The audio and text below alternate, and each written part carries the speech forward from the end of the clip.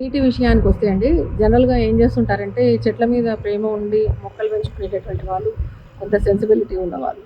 అంటే సున్నితమైన మనస్తత్వం ఉన్నటువంటి వాళ్ళు ఎక్కువగా పెంచుతుంటారు.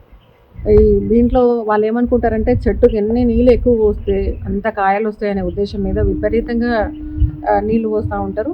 దీనివల్ల ఏమవుతదంటే, మనము రిపీటెడ్‌గా అంటే మనం సర్టెన్‌గా కొంచెం ప్లేస్‌లో, మనం తక్కువ ప్లేస్‌లో మనం మొక్కలు పెంచుతా ఉంటాం కాబట్టి, దాంట్లో ఉన్నటువంటి ఆ మట్టిలో ఉన్నటువంటి సారం ఏదైతే ఉంటదో అది వాటర్ ద్వారా వెళ్ళిపోతా ఉంటది.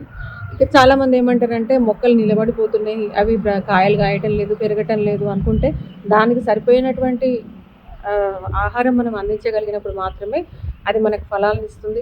లేకపోతే గనక మన శ్రమ అంతా కూడా వృధా అవుతుంది.